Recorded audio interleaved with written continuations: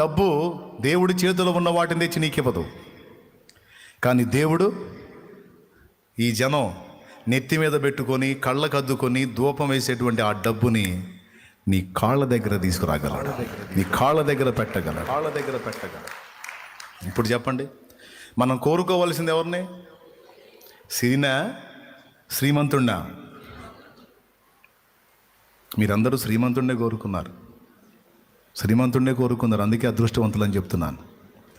మీ ఎంపిక బాగుంది, దీని నుంచి ఎప్పుడూ తొలగిపోవద్దు, ఈ అభిప్రాయం నుంచి ఎప్పుడు మీరు మారిపోవద్దు. జాగ్రత్త.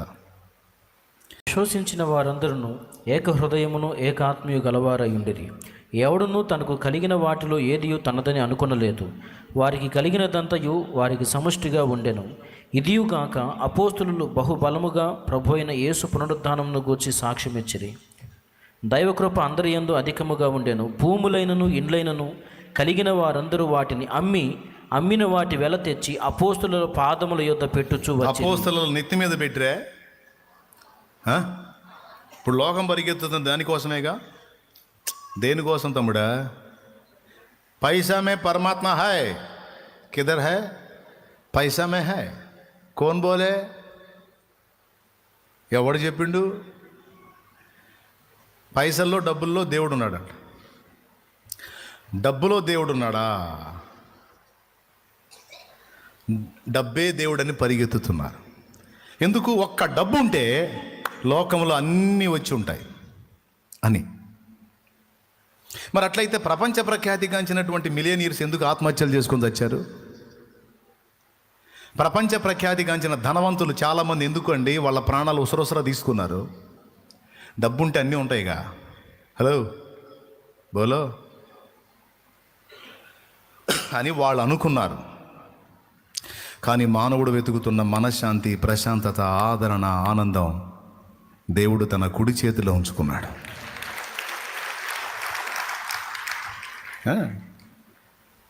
అవి దేవుని దగ్గరే దొరుకుతాయి, డబ్బులో దొరకవు. సో డబ్బు దేవుడి చేతిలో ఉన్న వాటిని తెచ్చి నీకు ఇవ్వదు.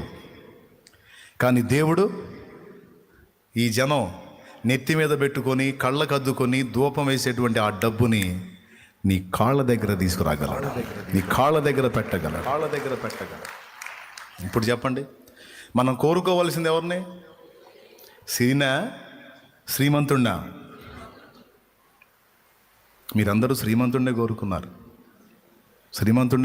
అందుకే అదృష్టవంతులు అని చెప్తున్నాను. మీ ఎంపిక బాగుంది, దీని నుంచి ఎప్పుడూ తొలగిపోవద్దు, ఈ అభిప్రాయం నుంచి ఎప్పుడు మీరు మారిపోవద్దు. జాగ్రత్త. ఈరోజు స్త్రీల గురించి కొన్ని మాటలు అందించాలని ప్రేరేపించబడ్డాను. స్త్రీలతో పాటు పురుషులకు కూడా చెప్పాను. ఇతరులతో పోల్చుకుంటే కలిగే నష్టాలు టూకీగా అందించాను. దీని తర్వాత ఇంకొక విషయం కూడా చెప్పాలని ఆశ ఉంది, ఆ మాట కూడా అందిస్తాను. అన్నా గురించి ఏమని రాస్తుందంటే, ఆమె దేవునికి సేవ చేస్తుంది, దైవ సేవకురాలు అని రాయబడింది. స్త్రీలు సేవ చేయవచ్చా?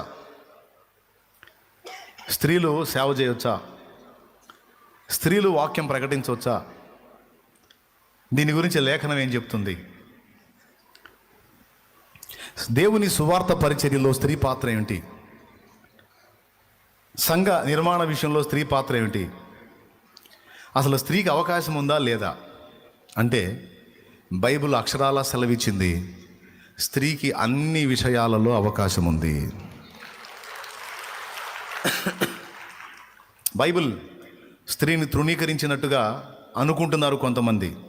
కాదు, పురుషుడితో పాటు సమానమైన విలువ, గౌరవాన్ని స్త్రీకి కూడా పరిశుద్ధ గ్రంథం ఇచ్చింది. మరి అట్లయితే స్త్రీ ఇంట నుండి నేర్చుకోవాల్సిందే కానీ సంఘంలో మాట్లాడడానికి ఆమెకు సెలవు లేదు. ఇంట తమ భర్తను అడిగి నేర్చుకోవాలి అని ఉందిగా. ఎక్కడుందా వచనం? ఒకసారి తీయండి బైబిల్లో.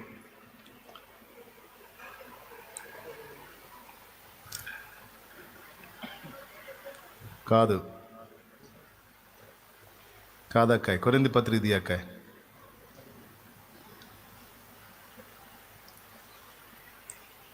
మూడు అంకెలు లెక్క పెడతా. తిమోతి పత్రికలో కూడా ఉంది, అయితే తర్వాత ముందు ఇది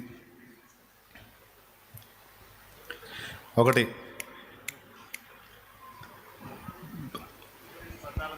2 మొదటి కొరింథీ పత్రిక 14వ అధ్యాయం 34వ వచనం. అది స్త్రీలు సంఘములో మౌనముగా వాళ్ళ దీని రెఫరెన్స్ మళ్ళీ చెప్పు. మొదటి కొరింథీ పత్రిక 14వ అధ్యాయం 34వ వచనం. కొద్దిగా దించుతారా? తీసురా పాస్టర్ గారు, అదేంటి పాస్టర్ గారు?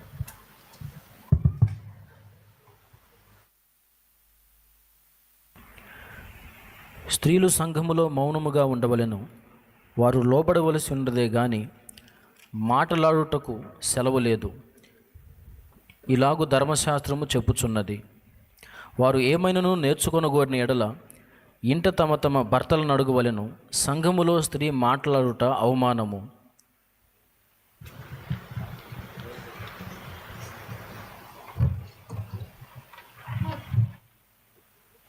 Thank you. ఒక్కసారి మళ్ళీ ఆ రిఫరెన్స్ మళ్ళీ చదువునానా, వాళ్ళు వింటారు. మొదటి కొరింథీ పత్రిక 14వ అధ్యాయం 34వ వచనం నుండి, స్త్రీలు సంఘములో మౌనముగా ఉండవలెను. స్త్రీలారా వినండి జాగ్రత్తగా, పురుషులారా మీరు కూడా వినండి. వారు లోబడి ఉండవలసినదే గాని మాటలాడుటకు వారికి సెలవు లేదు, ఇలాగు ధర్మశాస్త్రమును చెప్పుచున్నది. వారు ఏమైనను నేర్చుకొనగోరిన ఎడల ఇంట తమ తమ భర్తలను అడుగువలెను, సంఘములో స్త్రీ మాటలాడుట అవమానము. దేవునికి మహిమ. ఇప్పుడు ఈ మాటని చూపించి వినాలి అమ్మా, మీరే వినాలిరా. ఈ మాటను చూపించి కొంతమంది అసలు చర్చిలో నోరు తెరవకూడదని ఆడవాళ్ళని నోరు మూపించారు. స్త్రీలు నోరు తెరవకూడదు, ఎందుకంటే ఆమెకు మాట్లాడటం అవమానకరం అని ఉంది, మాట్లాడడానికి ఆమెకు సెలవు లేదు అని ఈ వచనాన్ని చూపించి, దీంతోపాటు తిమోతికి రాసిన మొదటి పత్రిక 2వ అధ్యాయం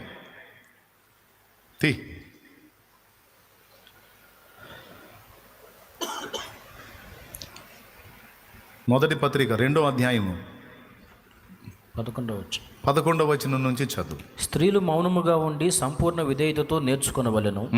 స్త్రీ మౌనముగా ఉండవలసినదే గాని ఉపదేశించుటకైనను పురుషుని మీద అధికారము చేయుటకైనను ఆమెకు సెలవీయను. దేవునికి స్తోత్రం. ఉపదేశించుటకైనను పురుషుని మీద అధికారము చేయుటకైనను ఆమెకు సెలవీయను. ఇక్కడే ఇంకా స్పష్టంగా చెప్పాడు ఎందుకు ఆమె ఉపదేశించకూడదు.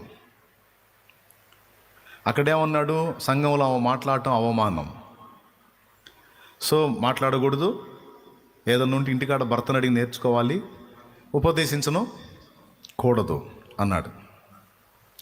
ఈ 2 మాటల్ని బట్టి తరతరాలుగా స్త్రీలని మౌనంగా ఉంచేశారు. స్త్రీ మాట్లాడకూడదు, స్త్రీకి ఉపదేశించే హక్కు లేదు అని. మరి అలాగైతే క్రీస్తునందు స్త్రీ అనియు పురుషుడనియు గ్రీసు దేశస్థుడనియు సిధీనుడనియు భేదము లేదు, అందరూ యేసునందు ఏకమై ఉన్నారు అన్నాడు కదా. మరి దాని అర్థం ఏంటి? ఏమండి, దాని అర్థం ఏంటో ఇందుకు ఆ వచనం ఏడుందో తెలుసా? పెద్దగా చదువురా, గలతీ 3 చదువు 28. చూడండి, చెల్లి చెప్పింది ఉందా ఆడ? 3:28 గలతీ పత్రిక, గలతీ 3వ అధ్యాయం 28వ వచనం చదువు. మరిగా ఇందులో యూదుడని గ్రీసు దేశస్థుడని లేదు. ఎందులో 26వ వచనం, యేసుక్రీస్తునందు మీరందరూ విశ్వాసం వలన దేవుని కుమారులై ఉన్నారు. యేసుక్రీస్తునందు మీరందరూ విశ్వాసం వలన దేవుని కుమారులై ఉన్నారు. క్రీస్తు లోనికి బాప్తిజం పొందిన మీరందరూ క్రీస్తును ధరించుకొని ఉన్నారు. అబ్బా, ఇందులో యూదుడని గ్రీసు దేశస్థుడని లేదు. ఏమండి, ఆడవాళ్ళు బాప్తిజం పొందలేదా? మరి ఆడవాళ్ళు కూడా క్రీస్తుని ధరించుకున్నారు కదా, మరి ఆడవాళ్ళు కూడా దేవుని కుమారుల లెక్కలోకి వచ్చారు కదా. ఇందులో ఏ భేదం లేదట. చూడు, యూదుడని గ్రీసు దేశస్థుడని లేదు, దాసుడని స్వతంత్రుడని లేదు, పురుషుడని స్త్రీ అని లేదు, యేసుక్రీస్తునందు మీరందరూ ఏకముగా ఉన్నారు. అదుగో, యేసుక్రీస్తునందు మీరందరూ ఏకమై ఉన్నారు అన్నాడు. మళ్ళీ ఇప్పుడు ఆడవాళ్ళు మాట్లాడకూడదు, ఆడవాళ్ళకి అవకాశం లేదంటాం ఏంటంటే అప్పుడు ఆడవాళ్ళు క్రీస్తునందు ఏకం కాదు, వాళ్ళు సపరేట్ అని విడగొట్టినట్ట. Note this point your honour. న్యాయం మీరే చెప్పండి. క్రీస్తు యేసునందు అందరూ ఈక్వల్ అన్నప్పుడు మళ్ళీ ఆడ మనిషి నోరు తెరవకూడదు ఏంది? ఈ వచనం రాసుకోండి. రెండోది కొరింథీ పత్రిక, మొదటి కొరింథీ పత్రిక 11వ అధ్యాయం ఒకసారి తీసుకోండి.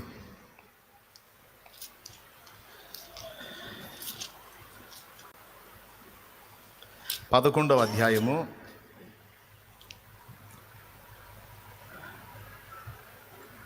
4వ వచనం నుంచి చదువు. ఏ పురుషుడు తల మీద ముసుగు వేసుకొని పురుషుడు తన తలను అవమానపరచును. ఏ స్త్రీ తల మీద ముసుగు వేసుకొనక ప్రార్థన చేయును. ఏ స్త్రీ తల మీద ముసుగు వేసి కొనక ప్రార్థన చేయునో లేక ప్రవచించునో ఆ స్త్రీ తన తలను అవమానపరచును. అక్కడాగు. అంటే స్త్రీ తల మీద ముసుగు వేసుకొని ప్రార్థించవచ్చు, ప్రవచించనువచ్చు. ప్రవచించటం అంటే ఏంటో తెలుసా? భవిష్యత్తు సంభవాలను గురించి భవిష్యత్తు సంభవాలను గురించి ప్రవచించటం మాత్రమే కాదు, ప్రవచించుట అంటే దానికి ఇంకొక అర్థం కూడా ఉంది, వాక్యము చెప్పుట. మీ గురించి చెప్పినా మీరు స్పందించలేమమ్మా. ఏడున్నారు? ఏడే ఉన్నారా? ఏడని సంచారం చేస్తున్నారా? చెప్పండి స్తోత్రం. ఇక్కడ ఈ వచనం ఏమంటుందంటే తల మీద ముసుగు వేసుకొని స్త్రీ ప్రార్థించవచ్చు, ప్రవచించవచ్చు అని ఇక్కడ మాట్లాడుతున్నాడు.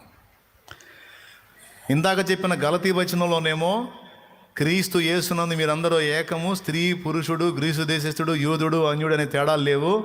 విశ్వసించిన వారందరూ ఆయన యందు ఏకమై ఉన్నారు. అందరికీ ఒకే విలువ, కుమారులు.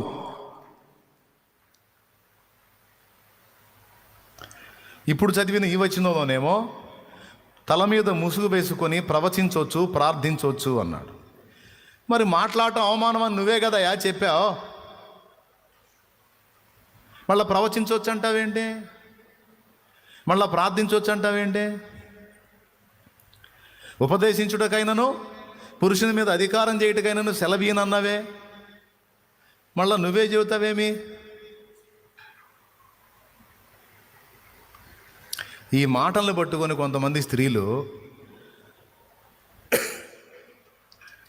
సేవకి మనం పనికిరాము, సేవ చేయాల్సింది పురుషులే, మన పని ఏం లేదు, కూటానికి పోవటం, హల్లెలూయా స్తోత్రాలు చెప్పుకోవటం, ప్రార్థన చేసుకోవటం, ఏదన్నా పరిచర్య ఉంటే చేయటం వరకే కానీ ప్రకటించడానికి కానీ ప్రార్థించడానికి కానీ నోరు తెరవడానికి కానీ మనకు అధికారము లేదు అని తలాంతులు పొందిన స్త్రీలు సైతం అర్భకుల్లాగా బలహీనలైపోయి అలా ఉండిపోయారు.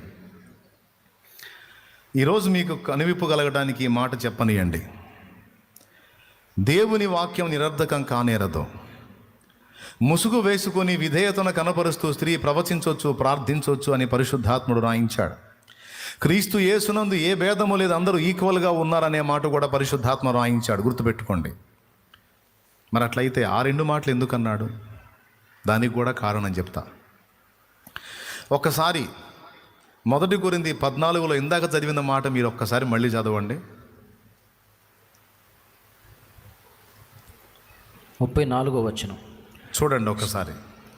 స్త్రీలు సంఘములో మౌనముగా ఉండవలెను అనే మాట వాడాడు. అంటే అప్పటి కొరింథీ సంఘములో ఉన్న స్త్రీలు మాటలాడుతున్నారు. చదువు. వారు లోబడి ఉండవలసినదే గాని లోబడి ఉండకుండా అక్కడ ఉన్నటువంటి నాయక గణాన్ని ప్రశ్నిస్తున్నారు. మాటలాడుటకు వారికి సెలవీయను. ఇలాగూ ధర్మశాస్త్రం చెప్పుచున్నది. వారు ఏమైనను నేర్చుకొనగోరిన ఎడల ఇంట తమ తమ భర్తలను అడుగువలెను. సంఘములో స్త్రీ మాటలాడుట అవమానము. ఇప్పుడు గమనించండి మీరు, అప్పటి దినాల్లో ఏం జరిగిందంటే కొరింథీ సంఘంలో క్రమము లేదు. ఈ ఒక్కటే కాదు, ఆ పై వచనాల్లో చాలా సంగతులు మాట్లాడాడు. ప్రభు బల దగ్గర క్రమం లేదు, కృపావరాల దగ్గర క్రమం లేదు, వాక్యాన్ని బోధించే దగ్గర క్రమం లేదు, భాషలు మాట్లాడే దగ్గర క్రమం లేదు, అలాగే లేడీస్ దగ్గర కూడా క్రమం లేదు. ఎందుకు? క్రొత్త నిబంధన సంఘము పునాది దశాది, ప్రారంభ దశాది. ఆ దశలో క్రమాలు ఏవి కూడా ఇంకా పక్కాగా ఏర్పరచబడలా. వాళ్ళు అంత గందరగోళంగా వ్యవహరించిన దాన్ని బట్టి క్రమములు రాశాడు పౌలు మహనీయుడు. అందులో ఏం జరిగిందంటే, ప్రభు బల్ల, భాషలు, ప్రవచనం ఇవన్నీ తర్వాత చెప్పుకుందాం. స్త్రీల దగ్గరకు వద్దాం. అక్కడ స్త్రీలు, అక్కడ నాయకగణం ఎవరైతే ఉన్నారో వాళ్ళని డైరెక్ట్గా కొన్ని ప్రశ్నలు అడుగుతున్నారు. గమనించండి, డైరెక్ట్గా కొన్ని ప్రశ్నలు అడుగుతున్నారు.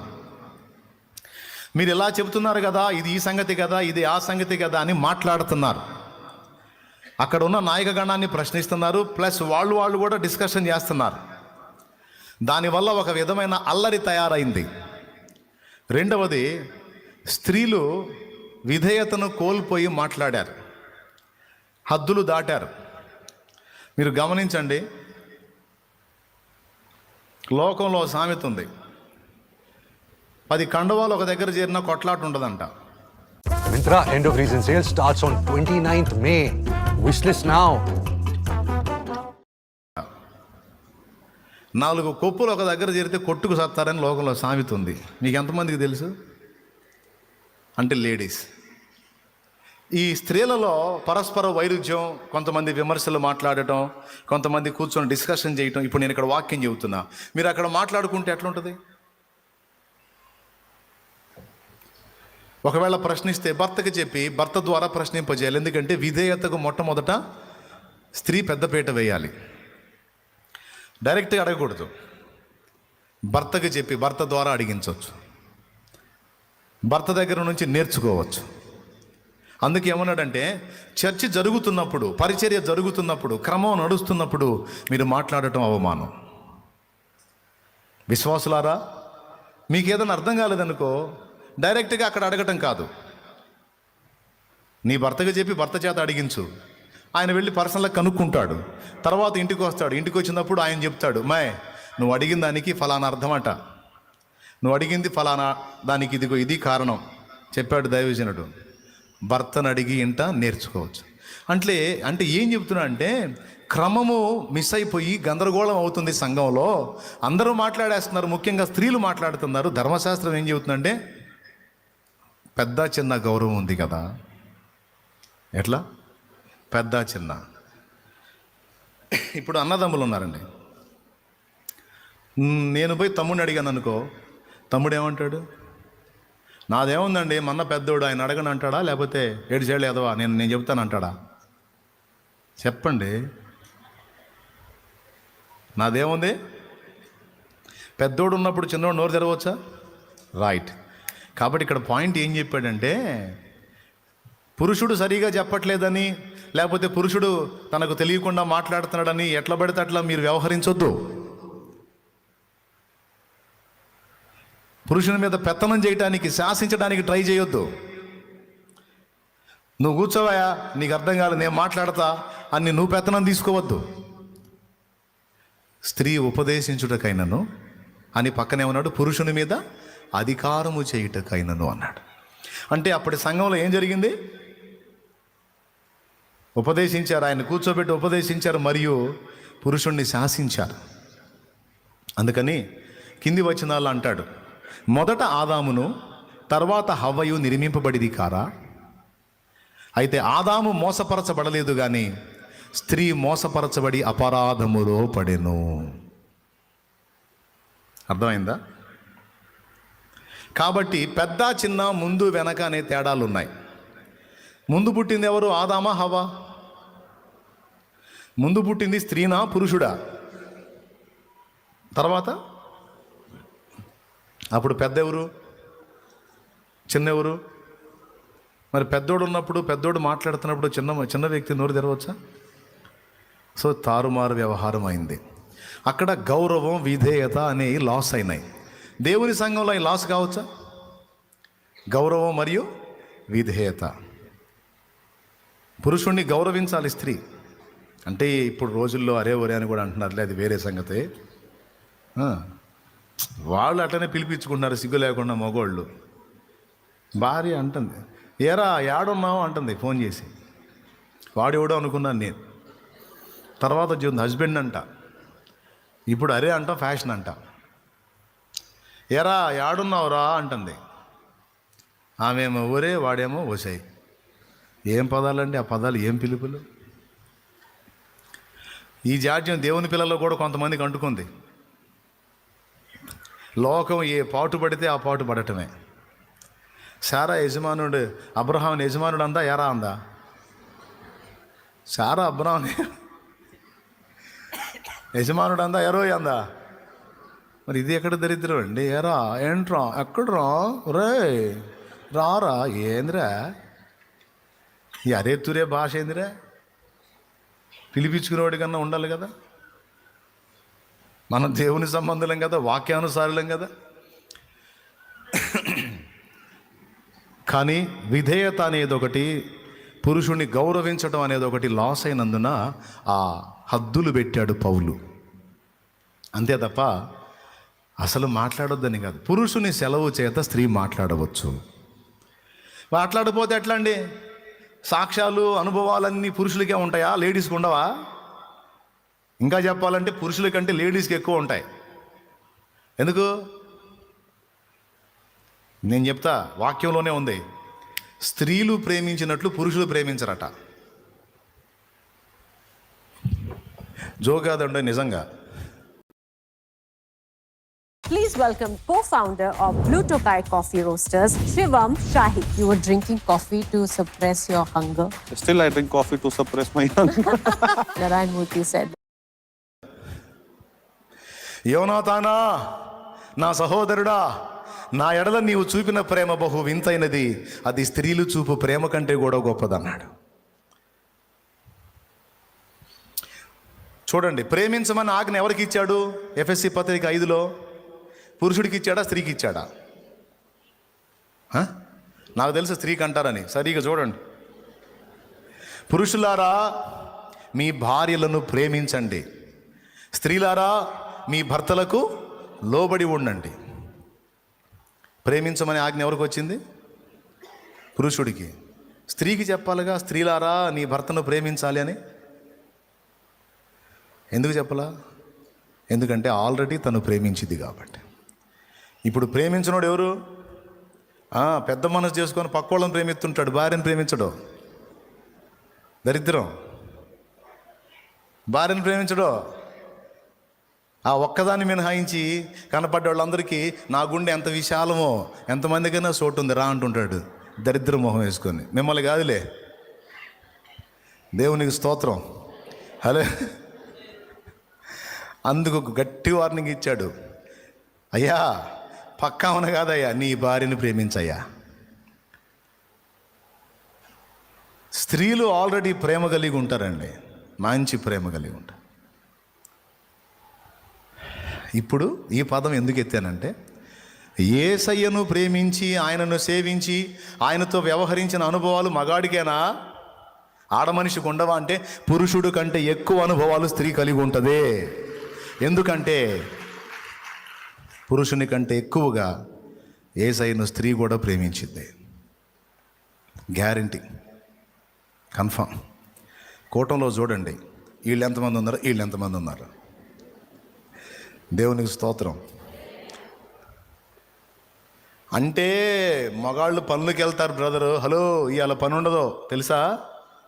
స్తోత్రం.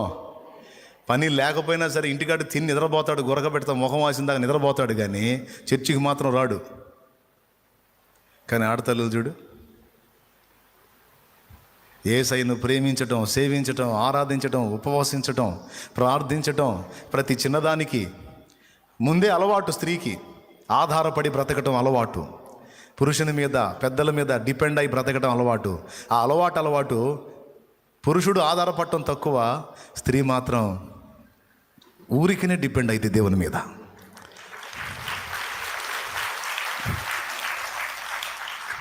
పురుషుల కంటే స్త్రీలే ఎక్కువ ప్రేమిస్తారు యేసయ్యనంటానికి ఒక నిరూపణ చూపిస్తా బైబిల్లో. చూస్తారా? యేసు ప్రభు సమాధి చేయబడ్డాడు, సిలువలో ప్రాణం పెట్టి. సమాధి చేయబడ్డప్పుడు ఆయన శరీరము తిరిగి లేచింది, ఆయన పునరుద్ధానంతో లేచాడు. లేచిన తర్వాత సమాధిలో యేసయ్య దేహం లేదు. ఆ దేహం కోసం ఏడ్చి ఆ దేహాన్ని నేను ఎత్తుకొని పోతానని పలికిన మనుషుల్లో మగవాడు ఎవరైనా ఉన్నారా? స్త్రీ మగ్దలేన మరియా ఏడుస్తుంది. ఎంత ఏడ్చిందంటే ఆమె ఏడుపు దెబ్బకి చెరగా కొనిపోయే కార్యక్రమంలో ఉన్న ఆయన ఆ కార్యక్రమాన్ని పక్కన పెట్టి మరియా అన్నాడు. రబ్బునే అనేసింది కేక. ఎందుకు ఏడుస్తున్నా? నేను చెప్పలా లెగుస్తున్నానని? లేచా. నువ్వు వెళ్ళి నా సహోదరులకు చెప్పు, నేను వాళ్ళని కలుస్తానని పో అని మరియకు చెప్పి పంపించాడు.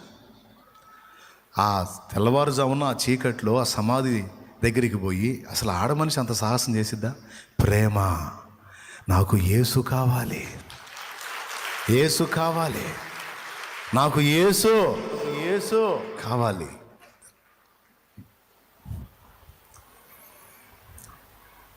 అందుకేనండి ఎక్కువ లైక్ చేసేది ఎవరు? ప్రేమించేది ఎవరు? భక్తి చేసేది ఎవరు? త్యాగం చేసేది ఎవరు? పురుషులు తక్కువ, స్త్రీలు ఎక్కువ. అదేమంటే వాళ్ళకేం పనే పాట? మేము కష్టపడతాం, పొడుస్తున్నావు పోటు.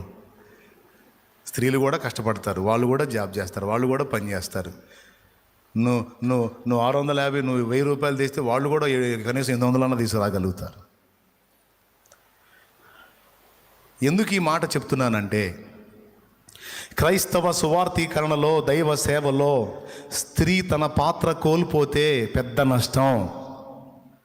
స్త్రీ తన పరిచర్యను కోల్పోతే పెద్ద నష్టం దేవుని పనికి. పురుషుని మీద పెత్తనం చేయకూడదు, కానీ పురుషుని సెలవు చొప్పున దేవుని వాక్యాన్ని ప్రకటించవచ్చు. పురుషుని మీద పెత్తనం చేయకూడదు, కానీ పురుషుని సెలవు చొప్పున ప్రార్థించవచ్చు, సాక్ష్యం పంచుకోవచ్చు, భక్తి జీవితంలో తన అనుభవాలు ఇతరులతో పంచుకోవచ్చు. అందులో ఏమాత్రమూ ఇబ్బంది లేదు. ఇంకా చెప్పాలంటే స్త్రీల సమాజాన్ని కూడా నడిపించవచ్చు, అచ్చంగా వాళ్ళ లీడింగ్తో. వాక్యం చెప్పొచ్చురా చెల్లి, అదంతా జెంట్స్ వర్క్ అనుకోవద్దమ్మా. దేవుడు నాకు ఇచ్చిన బిడ్డల్లో చాలామంది ఉన్నారు. నిలబెట్టి వాక్యం చెప్పండి రా తల్లి అంటే అనర్గళంగా దేవుని మాటలు మాట్లాడగలిగే బిడ్డలు చాలామంది నాకు ఇచ్చాడు దేవుడు. నేను డిస్కరేజ్ చేయను, ఎంకరేజ్ చేస్తా. ఇంకా చెప్పాలంటే తిడతా. బుద్ధి లేదు, ఎంతకాలం కూర్చొని వింటారు? చెప్పొద్దా మీరు వాక్యం? మీరు ప్రకటించాలి, ప్రార్థన బృందాలను సిద్ధపరచాలి, చిన్న చిన్న గుంపులను ఏర్పరచాలి, ప్రకటించాలి, పరిచర్య చేయాలి అని ఆడపిల్లలకు బోధిస్తాను నేను. ఆత్మల సంపాదనలో కూడా ఎక్కువ శాతం నంబర్ 1లో ఉంది ఇప్పుడు ఆడపిల్లలే. నశించిపోతున్న ఆత్మను రక్షించేటువంటి పరిచర్యలో పెక్కుమంది వాడబడుతున్న ఆడపిల్లలే. కాబట్టి దేవుని వాక్యం స్పష్టంగా చెప్పింది, భేదము లేదు. దేవుడు అందరికీ కృపనిచ్చాడు. అంతేకాదు ముసుగు వేసుకొని, అంటే విధేయత చూపుతూ ప్రవచించవచ్చు, ప్రార్థించవచ్చు. నా తండ్రితో నీకున్న అనుభవాలు నువ్వు కూడా పంచుకోవచ్చు, ఏం ఇబ్బంది లేదు. ఆత్మీయ తల్లిగా, తండ్రిగా సంఘానికి మీరిరువురు కలిసి నేర్పించుకోవచ్చు. ఆడపిల్ల స్త్రీ సమాజాన్ని నడిపించవచ్చు. అంతేకాదు దైవజనుడు పర్మిషన్ ఇస్తే అందరూ కలిసి ఉన్నప్పుడు సైతం ప్రభువుతో నీ అనుభవాలు పంచుకోవచ్చు. ప్రభువు నీకు ఎట్టి కార్యాలు చేశాడు, అవి కూడా పంచుకోవచ్చు, ఏం తప్పులేదు. కొంతమంది భయపడతారు, కొంతమంది తెగించి నిలబడతారు. తెగించి నిలబడ్డ వారి వల్లనే దేవుని పని జరిగిద్ది. హల్లెలూయా, హల్లెలూయా. ఇప్పుడు చెప్పండి, స్త్రీ బోధించవచ్చా, బోధించకూడదా? అయితే ఎట్లా? విత్ పర్మిషనా, వితౌట్ పర్మిషనా? యా, దేవునికి మహిమ. పురుషుని సెలవు చొప్పున, ఆత్మీయ నాయకుని సెలవు చొప్పున మాట్లాడవచ్చు, ప్రార్థించవచ్చు, పాడవచ్చు, ప్రకటించవచ్చు. ప్రియమైన బిడ్డలారా, మళ్ళొక్కసారి మీరందరూ ఉజ్జీవంతో రగిలే ఛాన్స్ వచ్చింది. బాప్తీసం ఇవ్వచ్చా, ప్రభు యొక్క శరీర రక్తాలు ఇవ్వచ్చా, ఇవ్వకూడదు అని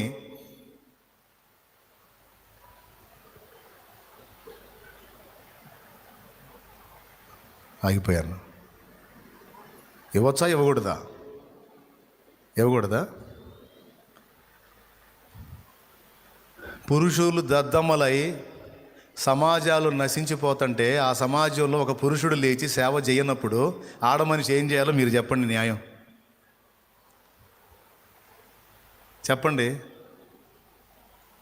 ఆఫ్ఘనిస్తాన్ ఉంది, అక్కడికి వెళ్ళి సేవ చేసే మగోడు లేడు. ఒక ఆడమనిషి ఉంది, సేవ చేసింది, 4 ఆత్మలు పట్టుకుంది. ఇప్పుడు ఆమె ఏం చేయాలా?